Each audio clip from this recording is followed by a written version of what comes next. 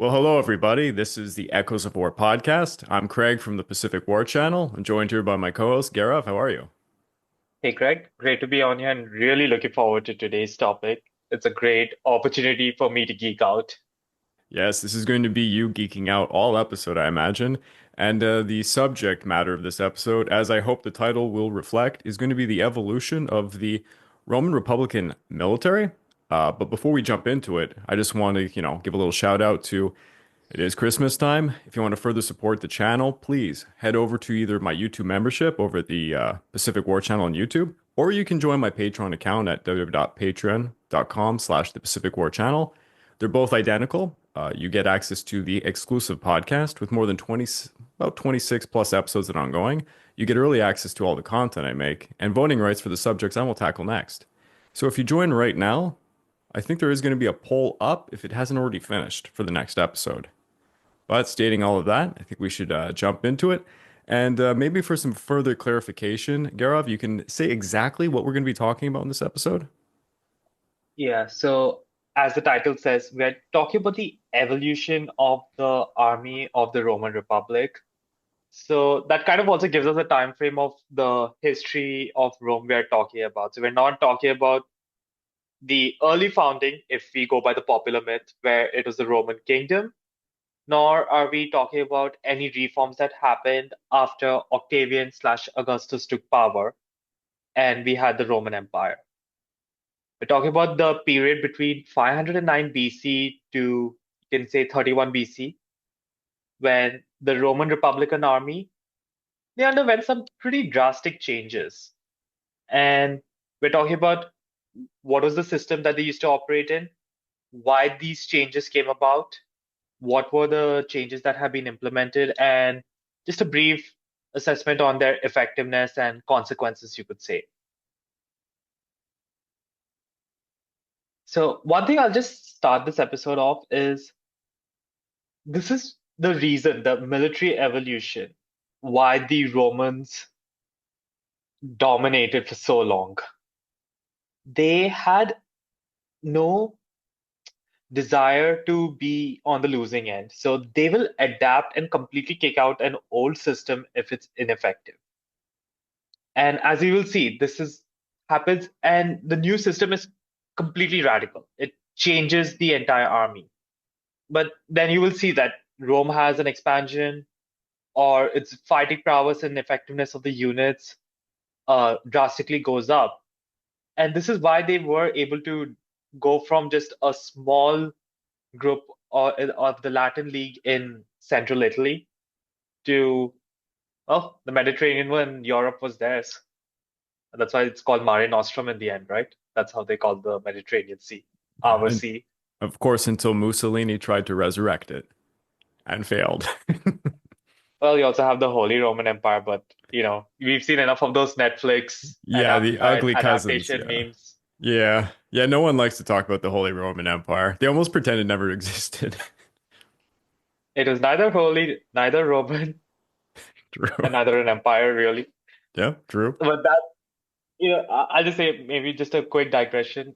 It's going to be quite an interesting entanglement to really understand that Oh, yeah. empire.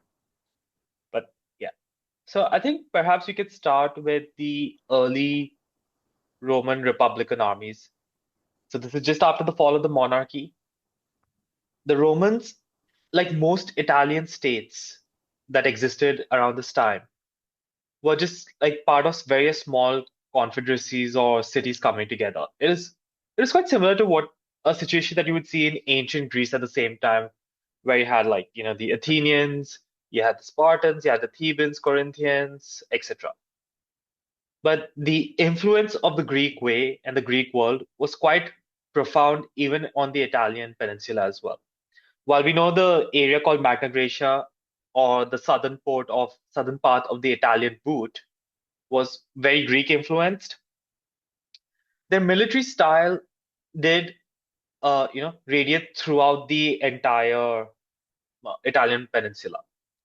So Rome, like almost everybody else, tended to fight with the phalanx. So you had an hoplite levy corps that would be forming the center, and you would have your cavalry on the wings. The men would be organized in units up to 8 ranks deep, 16 ranks deep, whatever.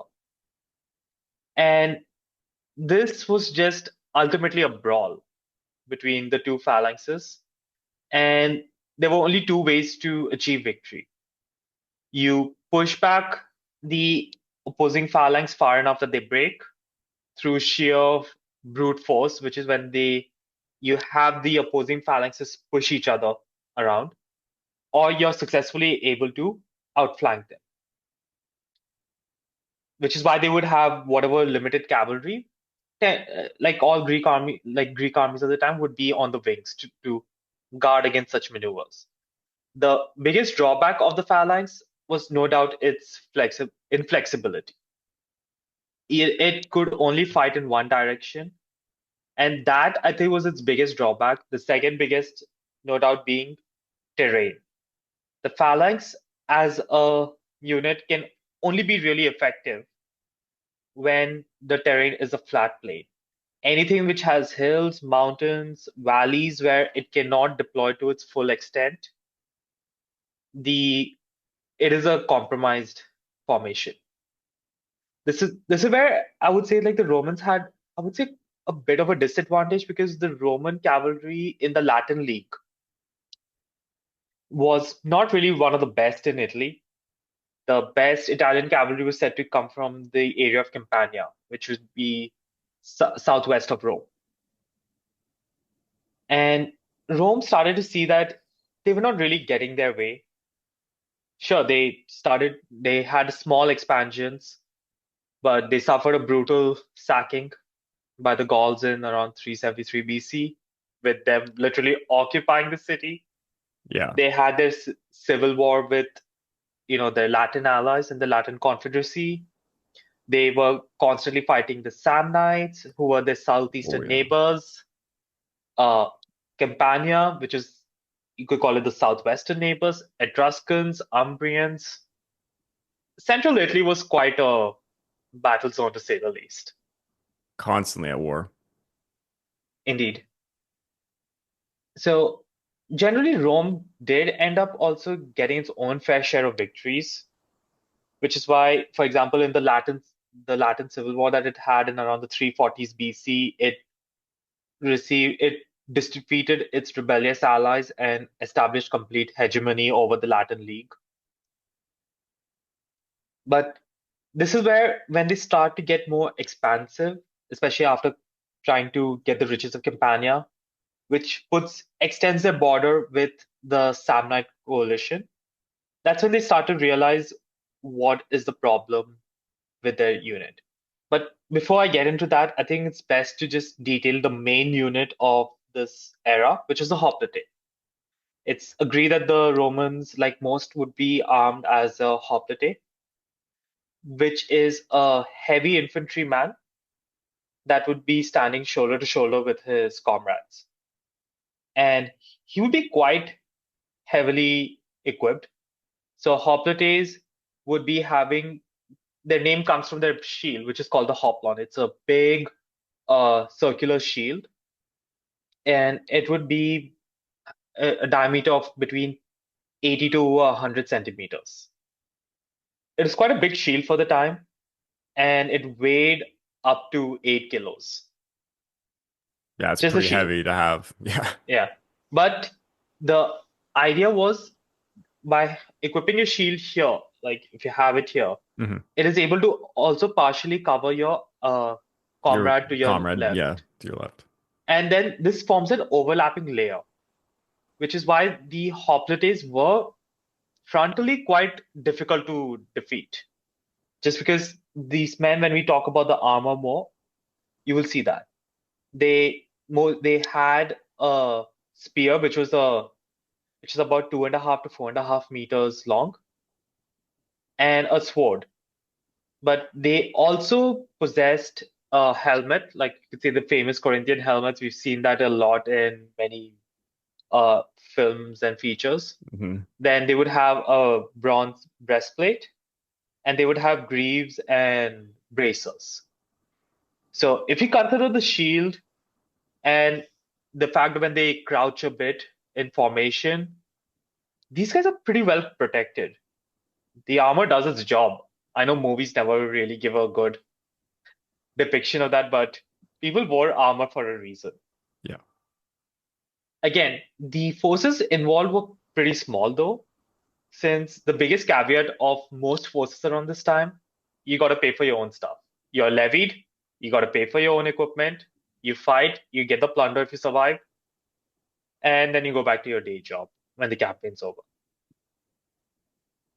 Now, when the Romans started to engage in with the Samnites in the southern half of Italy, they are still fighting a tribal coalition based around the mountains of central Italy. And this is where the phalanx completely failed them. As I said earlier, they cannot operate well unless it's at deployment at full strength and on flat terrain. The mountains, they're not going to give you that. So the biggest humiliation occurred in the year 321 BC when the Romans had some success pushing the Samnites. Behind that, they elected a new leader, Gaius Pontonius, to lead the Samnite coalition. And he maneuvered his army and sent 10 soldiers disguised as shepherds to the Romans to try to bait them into a trap, which forced the Roman phalanx army which is around 30,000 men, to go through a valley as a shortcut to relieve a city of the Romans that was under siege. Mm-hmm. And granted, we know that it's still at least a century away before the Romans really start using reconnaissance in battle. Yep. With all that the consuls did were like, we march. And as they go through this valley and they're just approaching the exit, they see a fortification built with quite a lot of Samnites manning it. The other end of the valley has now, after the Romans passed, has also been barricaded and guarded by a large Samnite force. And you have other Samnite contingents on the mountain, the tops of the valley. They're completely trapped and they don't know what to do. And the funny thing is, even neither did the Samnites. They had no idea what to do. And it's said, at least according to Livy, that Gaius Pontonius calls for his father, who was a very big official, now retired, of the Samnite coalition, and asks him to come. So the old man comes, riding the horse and everything, and Pontonius and his generals, they ask, what should we do? We got the Romans completely trapped. What do we do with them? His father saw the situation in just black and white, and if you look at his reasoning that would come out, it made sense. He said, either you kill them all, or you let them all go unharmed. Mm-hmm. And he said, if we kill them now, we have dealt a crippling blow to the manpower reserves of our enemy. They will take a while to recover from this, and this will allow us to press the offensive. Mm-hmm. The second option, if we let them all go completely unharmed and with all the dignity and everything, it'll earn a long-lasting peace from the Roman Republic, because he said they do not know how to sit still. If you do something else, it will not turn out for the best. And this is the exact reply he did give them also when they asked him, because they know like the kind of like extreme options that was available. They're like, Yeah. what if we go for the middle ground? And he said, no, you cannot do it. You should go for either the killing of every soldier or letting them all go. And then he rides away. And not taking that guy's dad's advice, the son decides to let them all go by walking under a yoke of spears and being completely disarmed. So it's the worst outcome that could have happened because Yes, he let them all yeah, go, and you've but shamed them. you've Yeah. humiliated them. It is said when that army marched back to Rome, it did not say anything.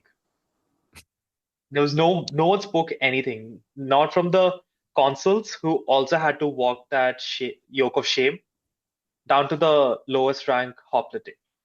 No one said anything because, and it was not due to like, that humiliated fear or shame that they had. It was said that these guys are simmering with rage.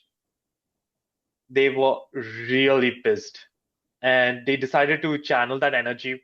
Well, ultimately, it turned out to be a very constructive use of that energy, I would say. And this is where historians agree that during the aftermath of the Battle of the Chaldean Forks, as it was known, there was also a ceasefire in effect between the two coalitions. And that's where the Romans abandoned the phalanx completely. They're like, all right, toss it in the garbage. We're done. This I is remember useless. I remember I was taking the classics in university as they're still called to this day. God, it's so difficult. I write so much that I just forget things that I had learned previously. But I remember my professor saying that this was a key moment in the changes that would decisively change basically what the entire military of the Romans would look like going forward. Yeah, it was the Samnites that did it. True. And they were quite a resilient enemy of the Romans. Always, they were We always the assholes that were there to mess with the Romans. Yeah. True. And they did fight valiantly. But this event was in the Second Samnite War, as it was known. And after the ceasefire that was in place, the Romans adopted what we call, which has this unit has several names. You can call it the Roman Army of the Mid-Republic, the Manipular Legion, or some people also call it today the Polybian Legion, because our primary source is the historian Polybius. And now the structure has added flexibility more than anything. So pound for pound, they're not as heavily armored, even though they're still at its core a heavy infantry unit. You would still say the phalanx would beat them in a straight up fight. But what the new system allows is the Romans will now be able to move across battlefields and are not going to be limited by terrain. So perhaps let's take a moment to talk about how this particular legion is structured now. So the legion will be screened by about 1,200 to 1,500 velites. These are the poorest men of the city who own property, and they cannot afford armor. So they can just afford, like, maybe a very small, simple shield, slings, and javelins. And their primary role is just skirmishing with the Yeah. enemies, keep them pinned down, and screen the deployment of the main army. They're the skirmishers. Yeah. Yeah. And they at least maybe would be the best support to the cavalry since they would be able to move much quicker. But this is ultimately their job. They don't have much money, but this is their way to try to earn money through the plunder that you would get from a war campaign. Because keep in mind, the Romans are still not even close to having a professional army. Oh, we haven't even The, mentioned, but for the audience who has no knowledge of the Roman true. Republic or Roman Empire, just to brutally summarize, from there's a point where the Roman Republic becomes accustomed to a system where it's not just the nobles who are the ones doing the fighting, but those seeking imperium, and they have to have a certain standard of living, let's say.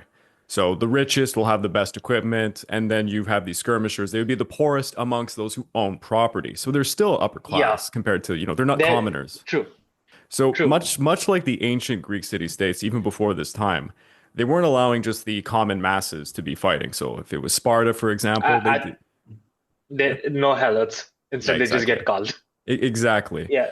But there So will let me come a just time later in history where true. this won't be the case, and many would argue it's the downfall of the Republic, but I desist. True. I think I should maybe just, thanks, I should have led with that. So, as you said, people who are Roman citizens and own property are eligible, and you have to be within the age bracket of 16 to 46 years old. Man, that is a And wide bracket. Holy shit. Yeah. true enough, but if you would see when I describe the units, it you can see why there's such a wide Yeah. bracket. And those who are elders, which I'm guessing would be over 46 in this time,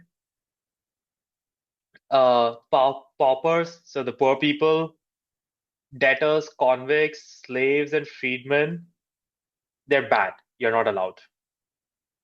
And no doubt anyone below 16 was also not legally eligible. But as we discussed a bit in our Punic War series, Africani, that was dropped since, well, we need manpower.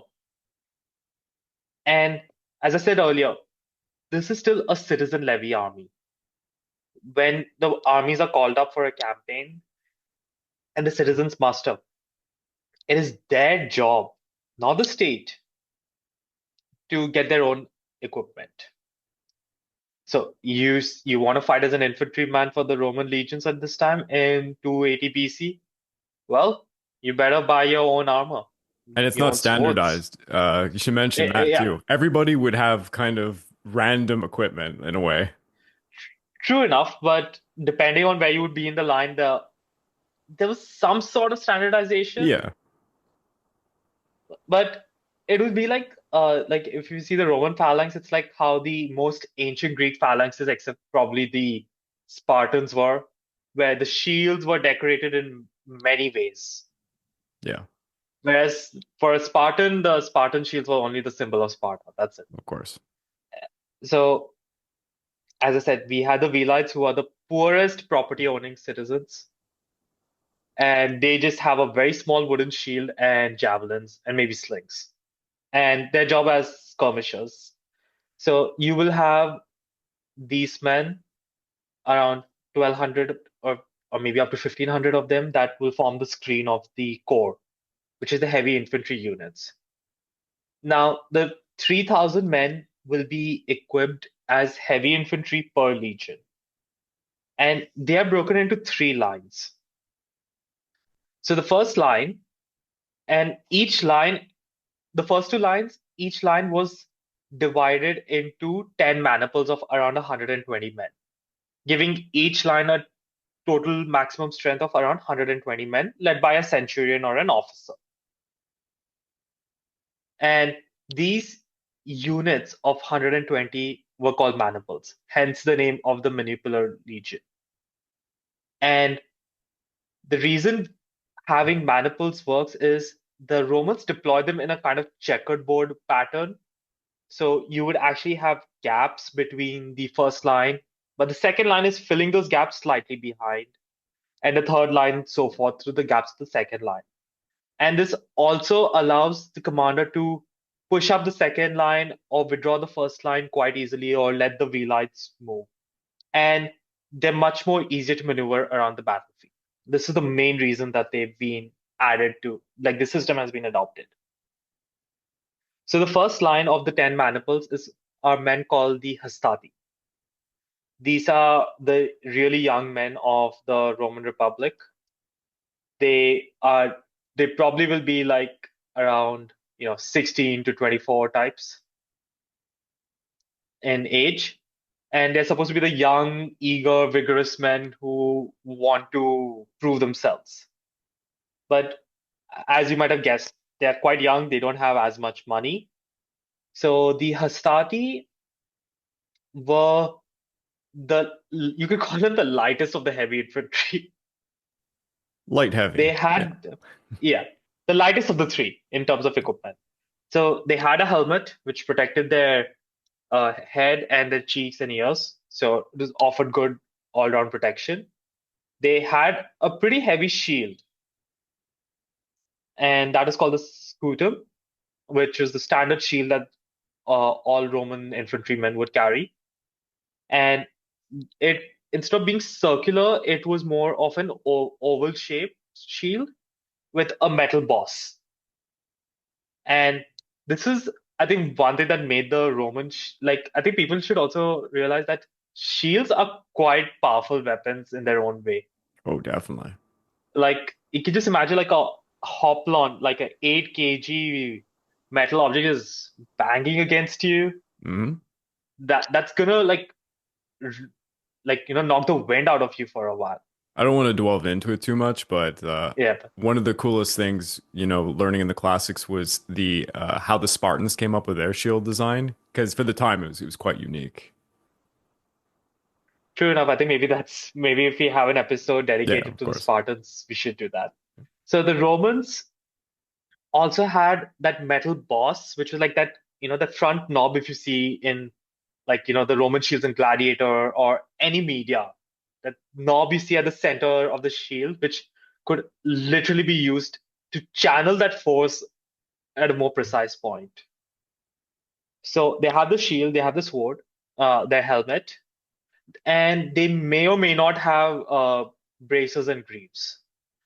And on their chest, they don't have like a full breastplate, but they have a kind of like a square that they just hang, but that covers the heart and lungs of your body. So at least your vital organ and a bit of your stomach. So your vital organs do get a fair deal of protection. I won't say it's ideal, but it's better than nothing. And the main change was in their armaments. The Romans stopped using the spear as the primary weapon for the hastati. They were armed with the short swords, the early predecessors of the gladius, because they realized that when you get into battle and it's a close quarters combat, the longer weapon actually is a hindrance. So the short swords were the weapons that persisted for many centuries for a good reason. And each of the hastati also carried two pila, which were the heavy javelins. And this was always thrown before they charge into combat so that they can disrupt the enemy's momentum of a charge, or hinder their line and cause some casualties. So these are the first. This is the first line. They are expected to do the bulk of the fighting in any campaign. The second line, similar in size, 10 maniples of 120 men each, and they are called the principes. Now these would be your prime age fighters. So they'll be like men aged 27 to 35, so at peak fitness for their life, and they've also accumulated more wealth, so they are able to afford better armor. So no doubt their helmets and swords and shields are of a better quality. And if you want, the best way to describe the principes is the standard legionary. What we know today, men, they have a full breast, they'll have the shields, helmet, greaves, and bracers, and they will also have a full breastplate. They don't really focus on chain skirts or whatever, because the shield is there to protect it. They're again equipped very similarly to the hastati in terms of having the javelins and the short sword. And they also had a pugio, which is the dagger. That's just pretty much your backup. The last line was a bit different, and they were called the triari. Now, these guys are your elite veterans. They have seen combat, they know how to fight, but there are not that many of them. So each legion had 5 maniples of these men, not the usual 10. So that gives their strength at around 600. And in an ideal sense, they're never to be deployed for actual fighting. Hmm. You usually have to deploy them if it's really going bad, Hmm. or they're on the verge of mutiny because they're just utterly bored in a campaign. And Yeah. that's actually happened a few times that the Roman consul had to deploy them into the first line when they go into an engagement, just because these guys are just sitting back completely bored and just are really pissed off with that. And that kind of just shows that Roman spirit of everyone having the duty for the state and warfare. And I mean, it really It always comes down to the need and necessity to earn imperium, because this society wasn't so much based on the acquiring of wealth. It was to get power to be able to become a senator and all of this. And it all is going to come back to you have to get Imperium. And the only way to get Imperium is you got to have military campaigns. You have to succeed. And even for a senator or any rich person, if they have political aspirations, if you've not served in the military, Yeah. you are considered as a nobody. A lame Which duck. is Yeah. to the Romans, a military commander or a politician was pretty much the same thing. Yeah. Trying to imagine American congressmen today having to go to war. Well, to be fair, you've had at least some of them who had military service, Yeah, yeah, you do have but some, yeah. some, but not all, Mm. or the majority. Here, it would be like the majority, Oh overwhelmingly. yeah. So we have these men, and then on the you would also each legion would also raise 600 cavalry men. Now, these cavalrymen are from no doubt the richest men of the city, and they are obviously able to afford horses, and they are armed quite heavily. But the only major change between them and say in terms of armament versus say the principes is they don't use a gladius. They use something called the spatha, which is a longer sword, which no doubt makes sense when you are a horseman. You need that extra reach. And typically in the history of Rome altogether, they never really specialized in cavalry, and they never got No, very good at it, and they inevitably just would, get outsourced it. auxiliary forces, just find some of your allies that do it well and just use them. Yeah. It's not a bad idea though. They once they learn to integrate combined arms. And these cavalry were grouped into 30-man units called uh a trume. So 30 men formed one squadron or a trume. And it was just their equivalent of a maniple. Now, when the Romans did raise a army during the mid-Republic times, there it was quite clear how it would be raised because every consul would get two Roman legions, and by the alliance that they have with the Latin Confederacy, two ala legions or allied legions. But the curious thing is the Romans might only contribute uh, 600 cavalry between the two legions. The allies have to give three times as much cavalry, even though the infantry number is pretty much the same. But that's to your point that the Romans did not really have within themselves or their Latin allies really great cavalry. For example, like it would be the companions, and then as we see later, it would be like auxiliaries of Germania or Gaul or Numidia. And the formations of the time were quite standard. The Roman legions will form the core center of the line with the hastati, the skirmishers, and the complete front. Hastatis in the checkerboard pattern of their maniples in the front first line. Then you have the principes, then a gap, and then the triarii.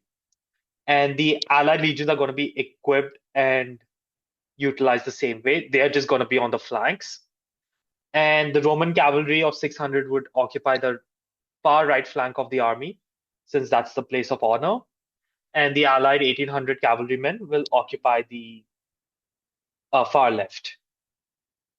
Now, that's pretty much it in terms of structure.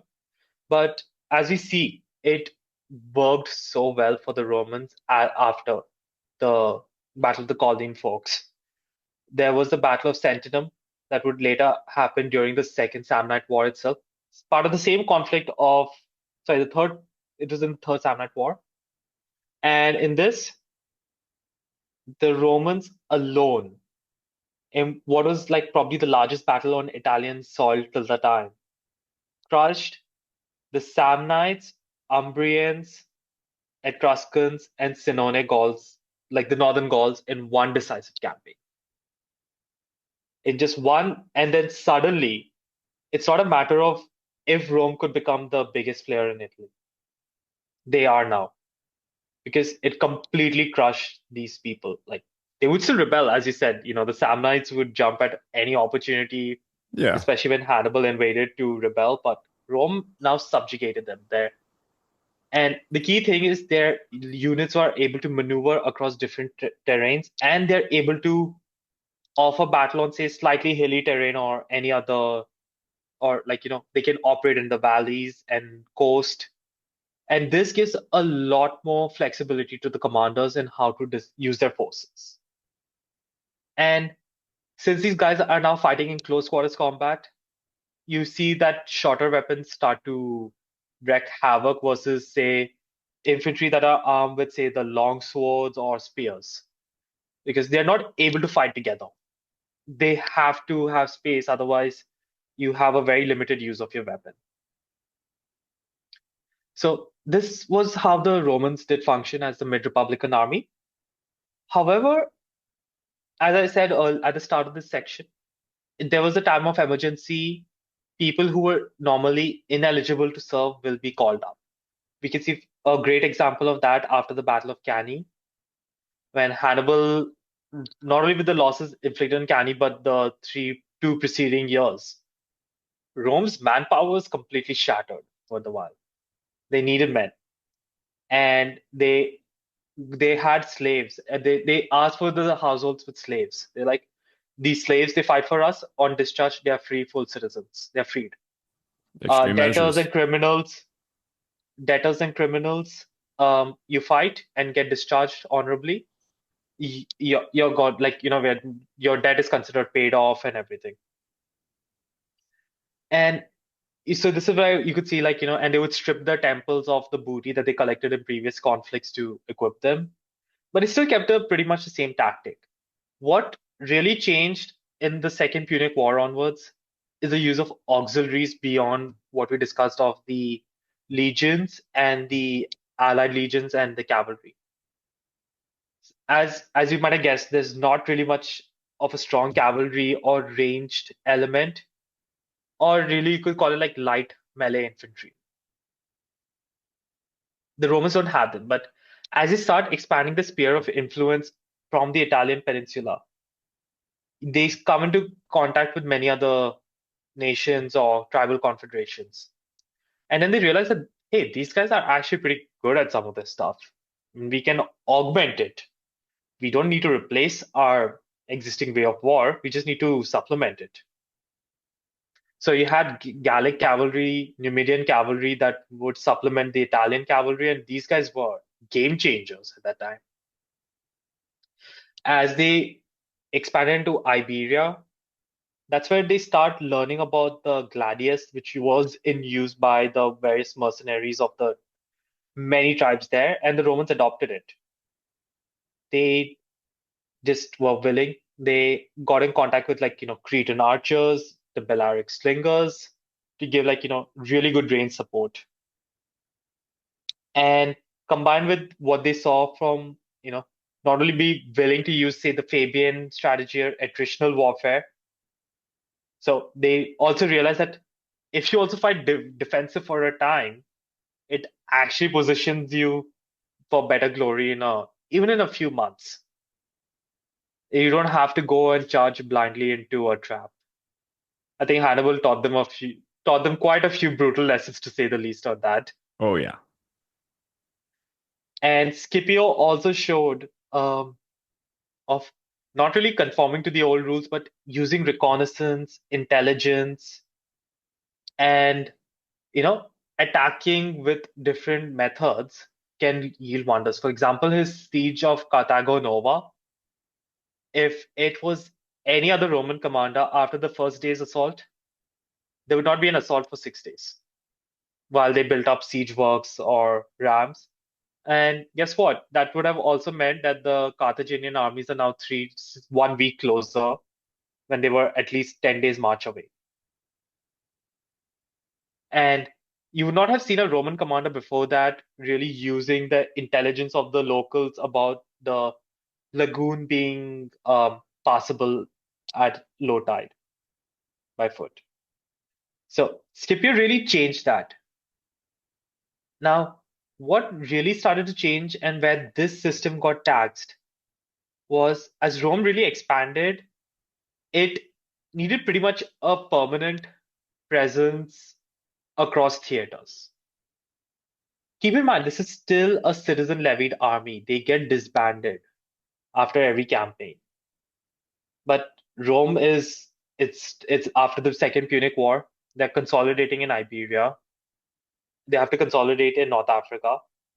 They are holding off the Gauls in northern Italy, and now they're expanding into area like what we know as the Balkans and the Macedonian world.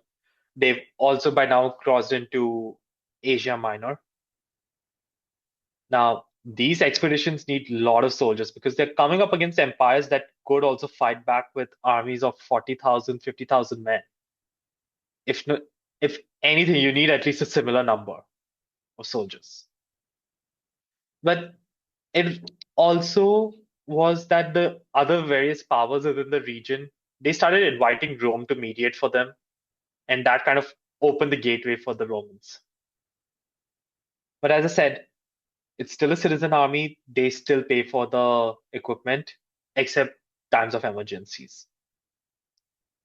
And this system completely failed towards the time of the Cimbrian War, which was around 108 BC, when the Cimbri and many other tribes from the Jutland Peninsula and northern Germany, as what we know Germany today, they started migrating south because of what was said to be a very, very harsh winters.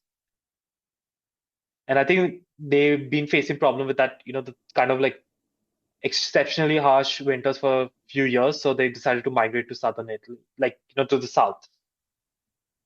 And these is like a horde and hordes of many powerful Germanic warriors.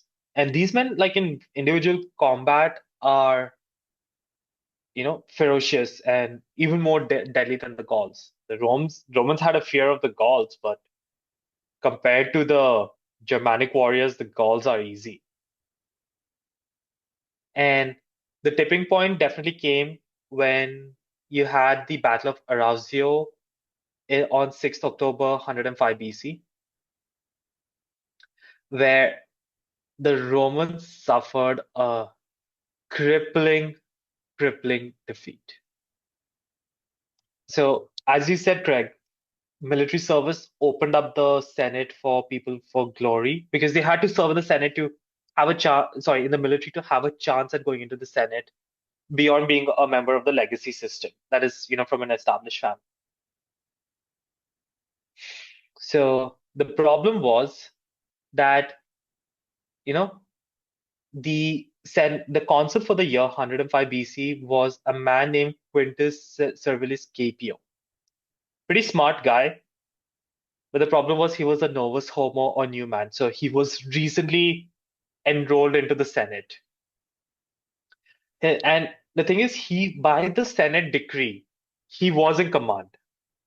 So even though when you have consuls operated together, they usually alternated command on a daily basis, the Senate can also specify that, hey, this guy is going to be commanding the force.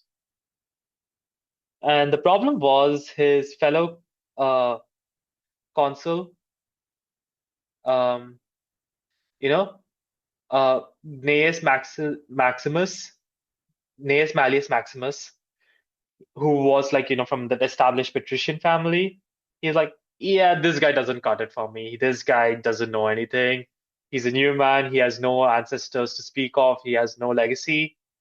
I know it. And in pretty much what was a debacle of a battle, the combined losses for the Romans was 120,000 men.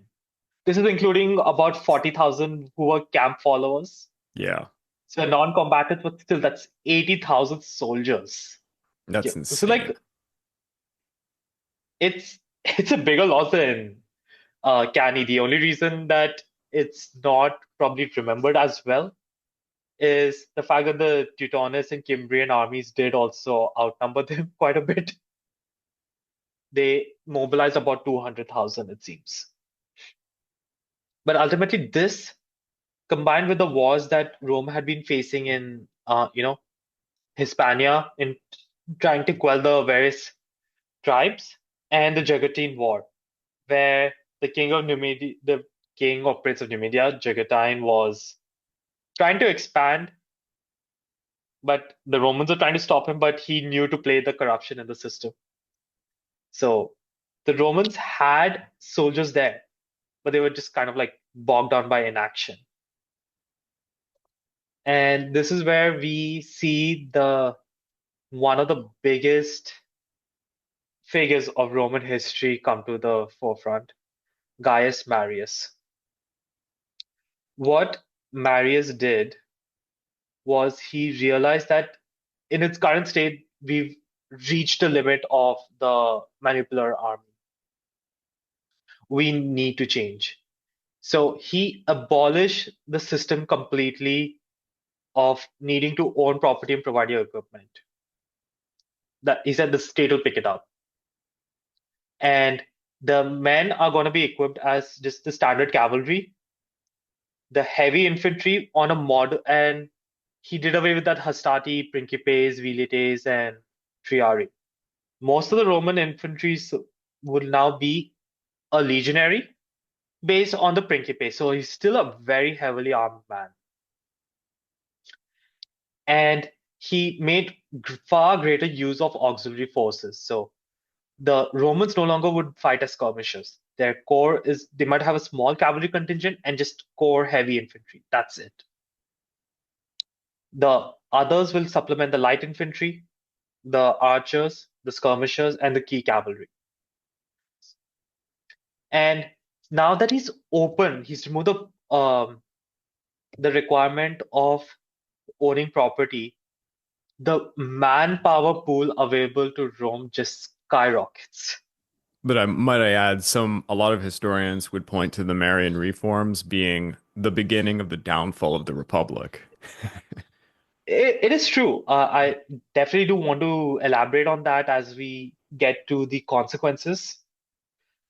But this was just like some of the like obviously now you have more manpower.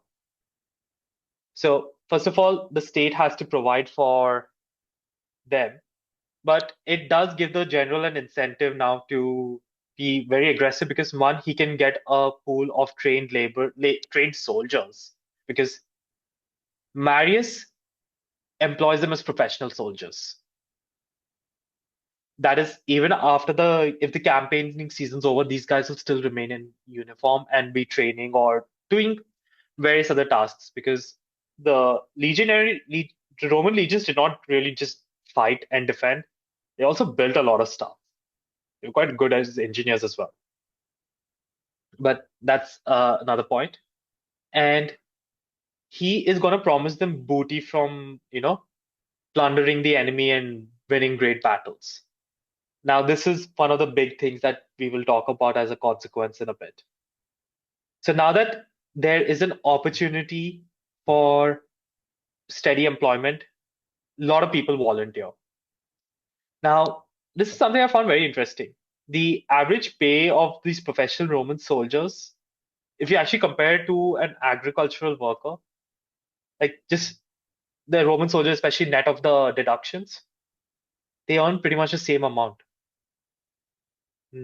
Like pretty much, but the reason why what made the Legion so popular is the agricultural worker is seasonal.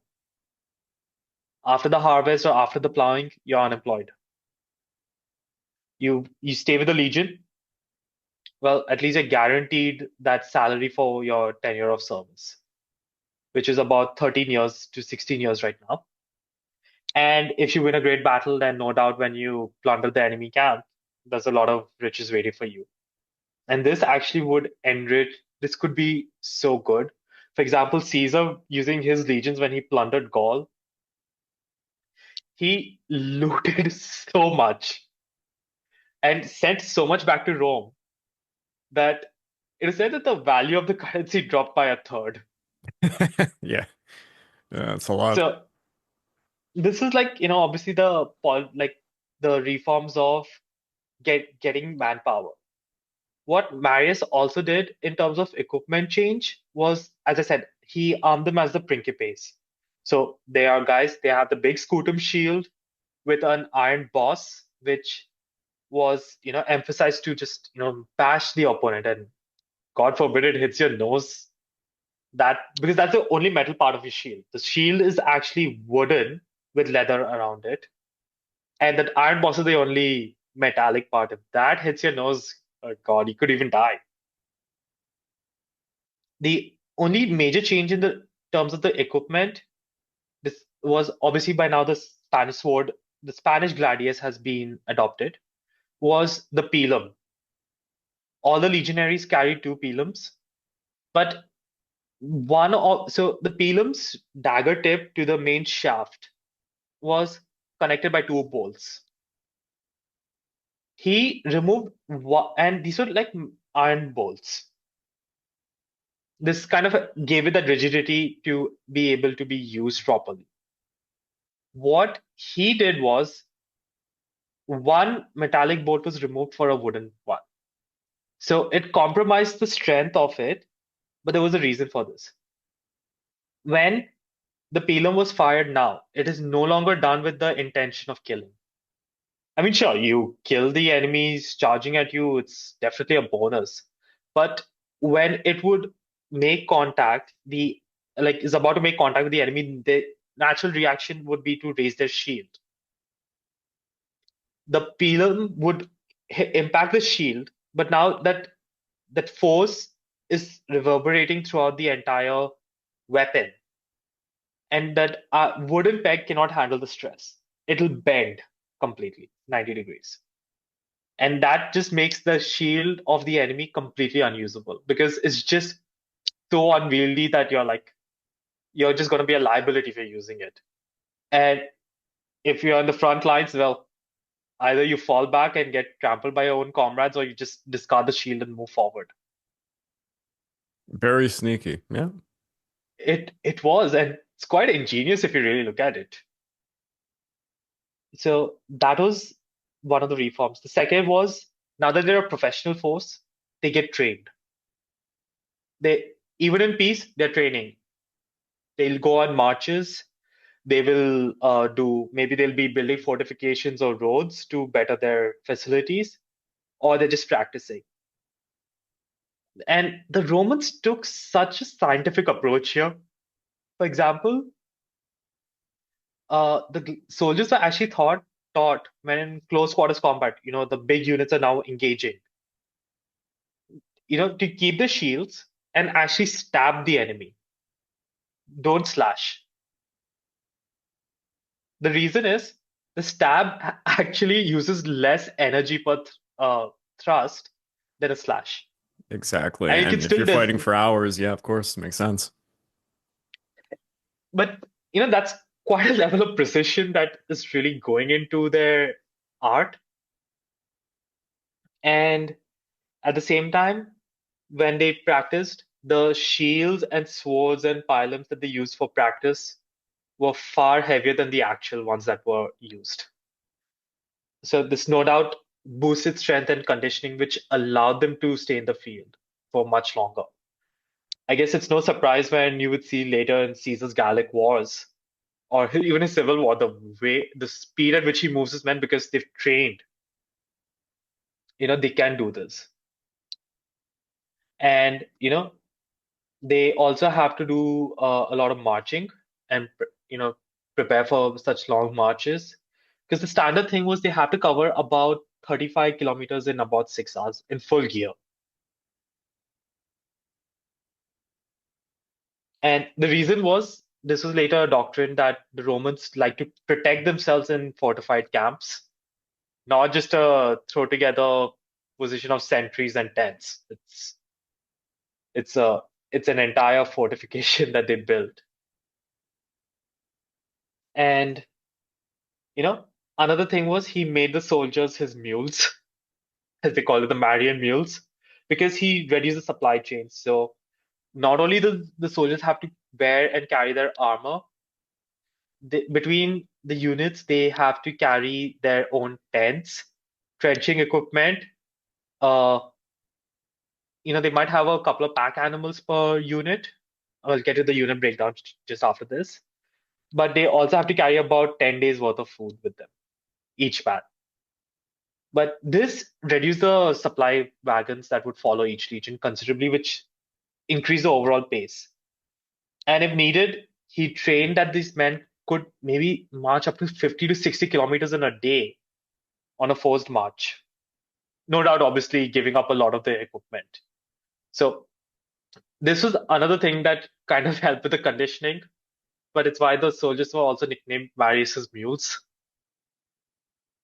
And symbolically, I'll just add this. The Romans had a lot of symbols for the legions that they would go into battle with.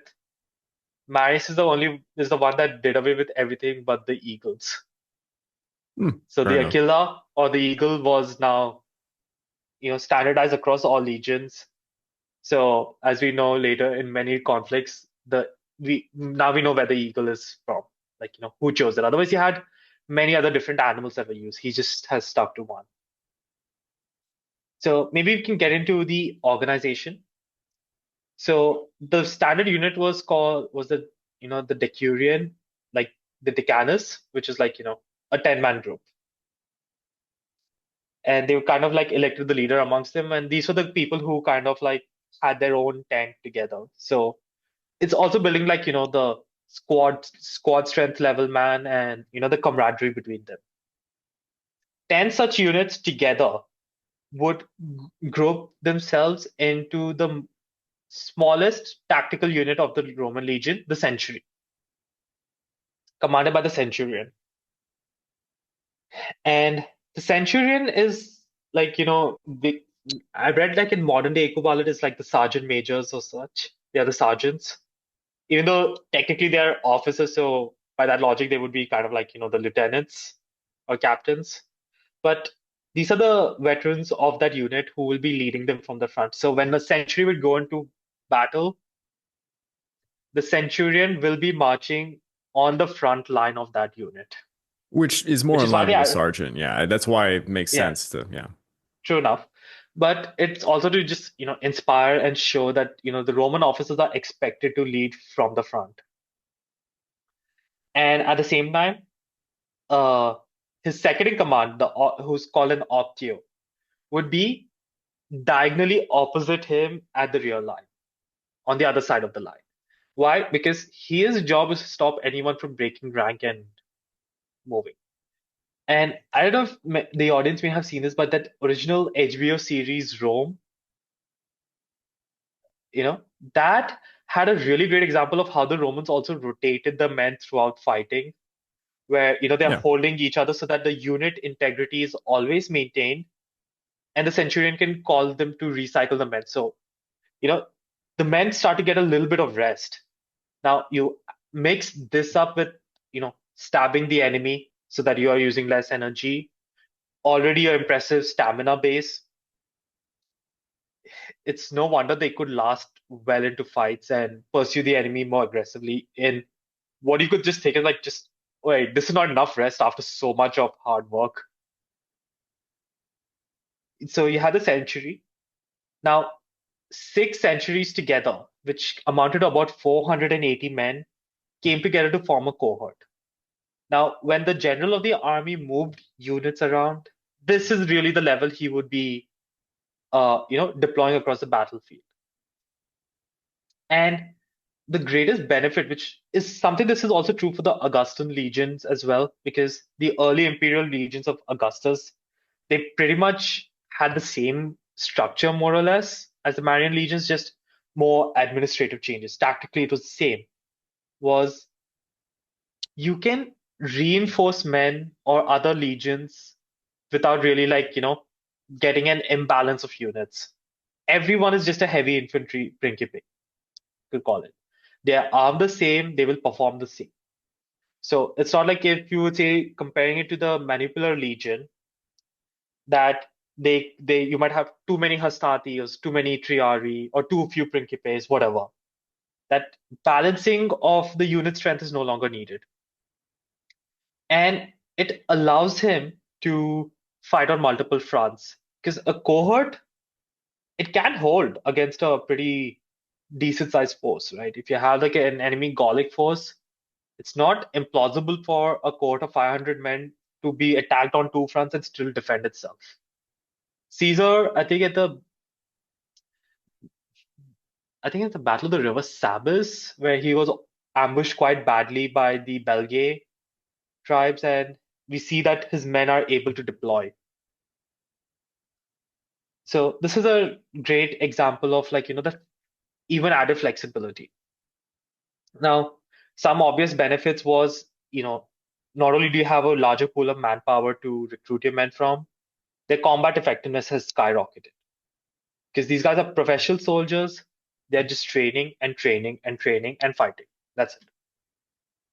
And it lets them also learn on the job. I think the greatest and make decisions for themselves. I think the most wonderful example I can think of is during Caesar's civil war at the Battle of Pharsalus, where Caesar has his front two lines of infantry charging against Pompey's lines. And the Caesarian legions noticed the Pompeians are not charging back. Pompey had kind of hoped that these veterans will tire themselves running, so his freshmen can take it. And just outside missile range, without orders from even the legates, the Centurions and the legionaries all stopped in the front two lines to rest a bit. And then they advanced at a walk and only broke into a charge just before crashing into the Pompeian lines. Now, this is like discipline and initiative of the junior officers and the men. And this is what you would only get if you were like a seasoned soldier that has been in the field for many years, because this is a lesson that you would have learned, no doubt, the hard way. And another definite benefit for the people is, there is a good chance for these landless or propertyless people to get stationed within the empire or republic, because soldiers were respected. It's a steady source of income. You're going to get paid, and if you win, you could get a lot of bounty. For example, if I'm not mistaken, Caesar took so many prisoners at the Alesia, right? That is the final battle against Vercingetorix. I think it is said that each of the surviving soldiers, which is about over almost 50,000 of his men, they all were granted one slave to sell. Now, this is It's over a and above the hell of a lot of baggage. money. That's like, Yeah. now for these guys, it's like, damn, I'm rich. Hmm. So that is obviously the benefits to the people, you could say. Now, as you alluded to a bit earlier, it was also the downfall of the Republic, the system. Definitely. So while you can't fully attribute the downfall of the Roman Republic just to the Marian Of course, reforms, yeah, multiple it variables. it because there was the constitutionally the system was broken, Hmm. and politically people were corrupt and prone to corruption and were finding loopholes to exploit. Yeah, the assembly of the The plebs Mar and such also, yeah, of course. yeah, considering also a lot of the tribune of the plebs were kind of bought by the Senate, Yeah. not really representing the plebs. But the Marian reforms ensured that the soldiers are no longer loyal to Rome. Hmm. So in the past, people, upon their honor would swear their eternal allegiance to, the Senate people of Rome, SPQR. Yep. And now they do not do that because their loyalty is to the general, because if he leads them to victory, he's the one that's gonna promise them, conquered land for retirement and also booty. So should I also mention one of the promises on discharge was a plot of agricultural land. And when you run out of land to give to soldiers, you run into You need, issues. Yeah. or you need to either expand or take it Yeah. from home. And if you keep And expanding and expanding, you run into problems. Yeah. true. And but I gotta admit, the reason you want to give these soldiers the plots of land in the areas you conquer, it actually helps Romanize and subdue the region much Oh quicker yeah. than otherwise. The huge reason why Like, Rome exploded for during that period. Yeah. yeah, but this again, the soldiers are now loyal truly to their general, not to the state. And we will see this so many times in the last century of the Republic. you have just civil war after civil war after civil war. Hmm. And I mean, you have Quintus Sertorius leading his campaign in Hispania. You had Marius and Sulla civil war with both men Oh yeah. marching on Rome. Then we had Caesar civil war, Hmm. which it was just crazy that except for Labienus and a small bodyguard of that man, no one from Caesar's army defected, even though they knew that they are going to be marching against their home state. They're like, Caesar. Yeah. It's and did not have any qualms about it. Hell, if I'm not mistaken, one Roman soldier, Gaius Crastinus, he used to fight in the 10th Legion for many years. And just before the after the end of the Gallic Wars, but before the start of the Civil War, he retired as the chief centurion of the 10th Legion.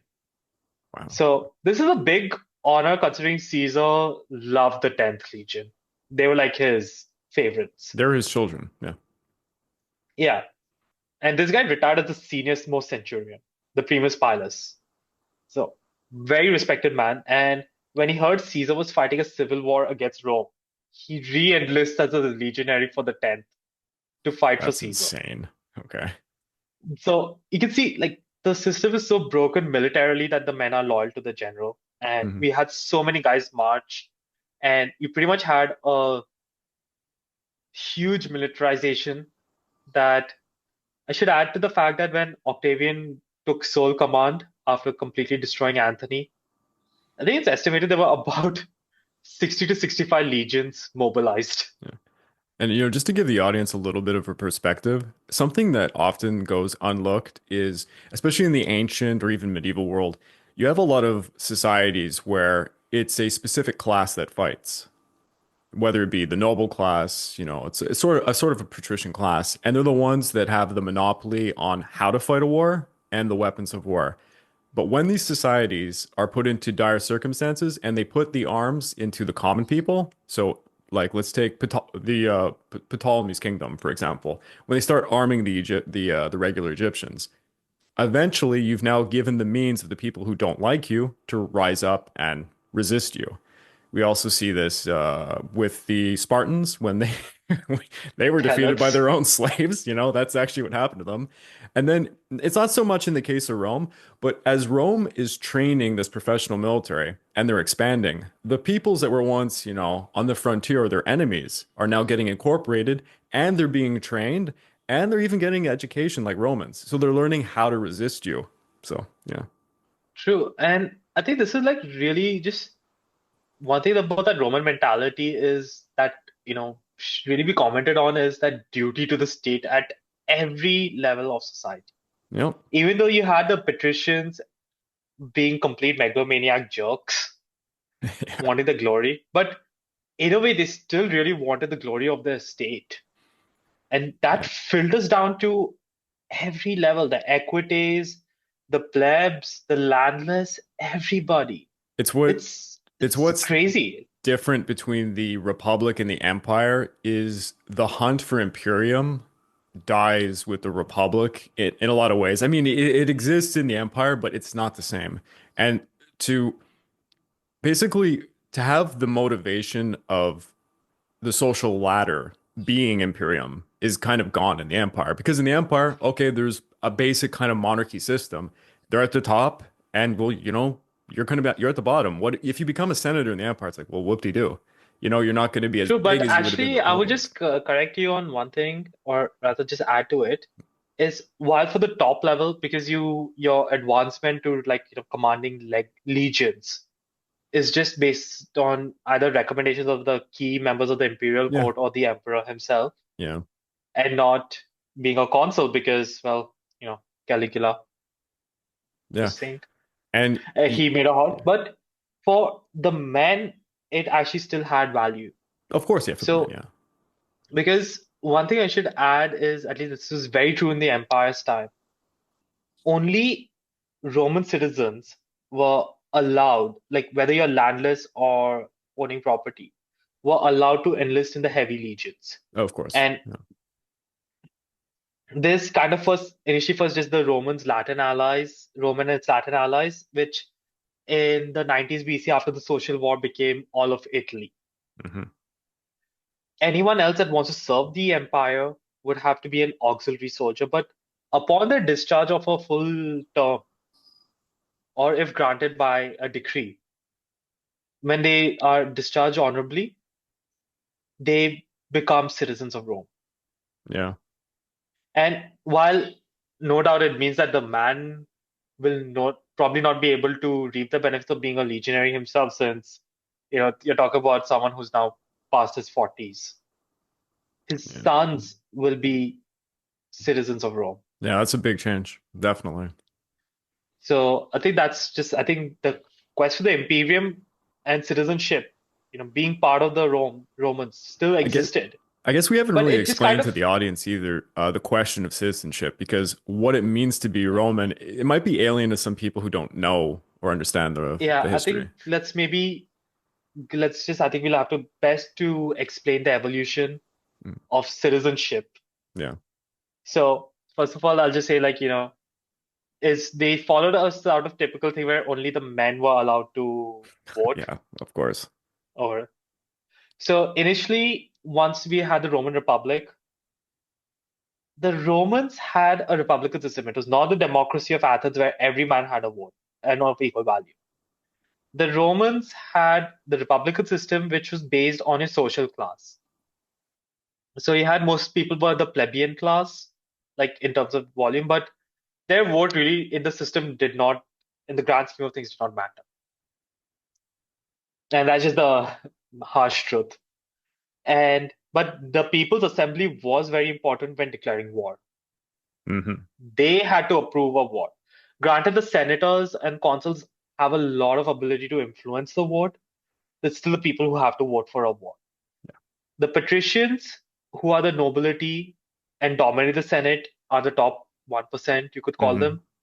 And then you had the equites who would probably say, you could say, fill out the rest of the top 10% Hmm. because they're the richest men of Rome. They're the merchants and everything.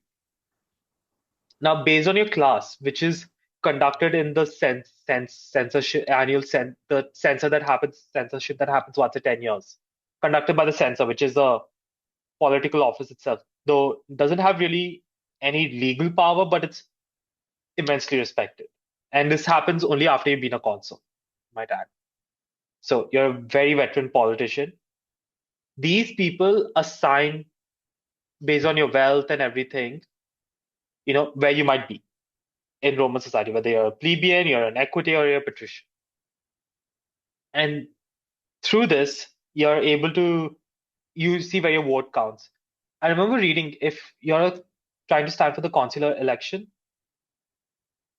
if you get a good chunk of the top tribes and within each class of the three classes, there are the tribes also, which kind of have a hierarchy. If you are studying for consulship, you get about 50% of the eligible patrician votes and a good percentage of just the top tier of the equites. You're pretty much, by their voting, you're pretty much assured to be a consul.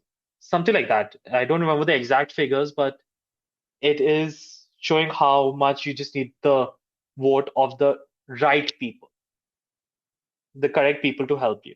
Most of the time, I don't think the actual plebs really even voted for the consuls because it could be decided by them.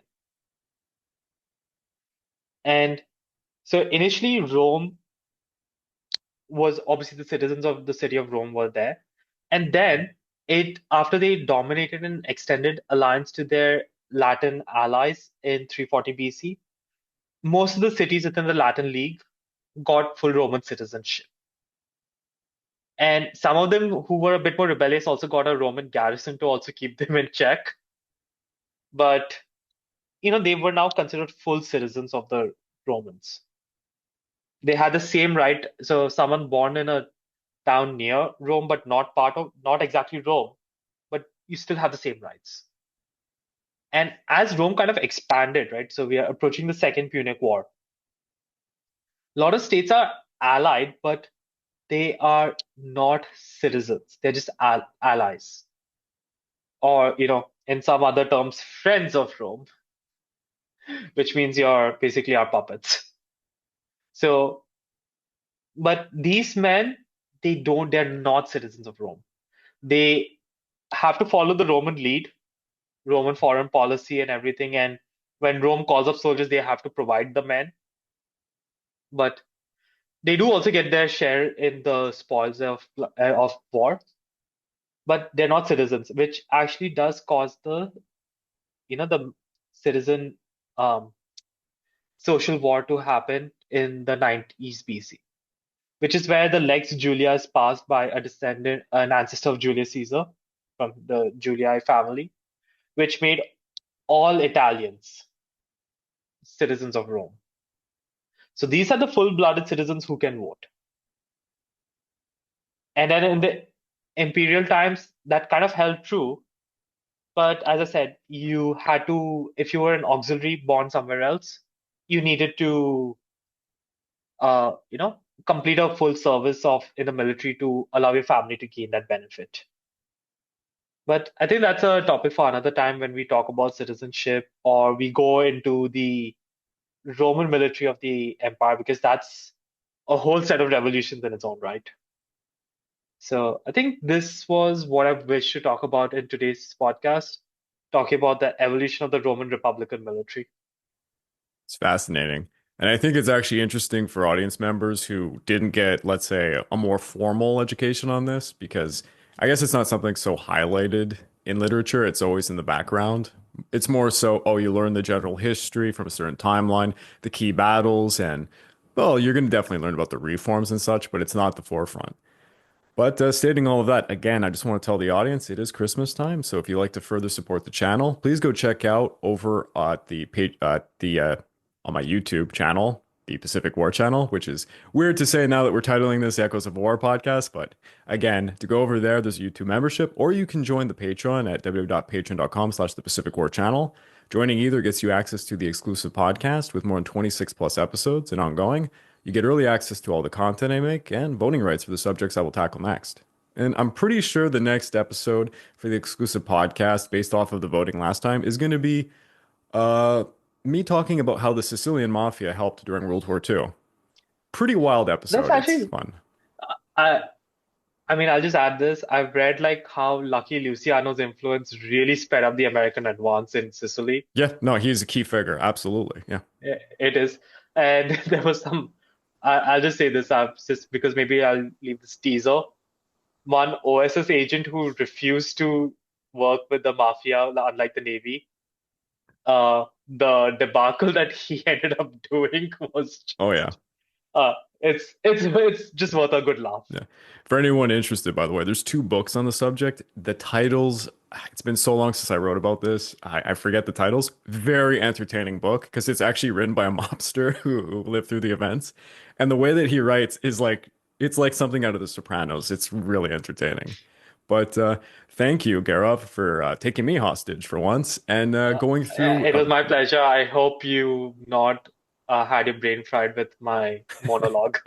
Not at all. It really brings me back. It's been so long since I've taken, I love taking the classics in university. It was one of the most fun during my educational years because I mean, I came off of an entire degree in neurobehavioral science, which is interesting for someone like me, but a lot more fun learning about history, just to say the least, after. I, So, I can completely concur since I'm a finance guy yeah. by education. Yeah, no, history is fun, but the reason why it's my second degree, I didn't think it was going to pay much, which ironic now that I'm thinking about it, since half of my job is writing history stuff, so it came full circle. But thank you so much for this, and we will be getting together soon for some more subjects. Till next, Indeed, looking forward to our various other series that we have planned. yeah. Till next time. Thanks for having me.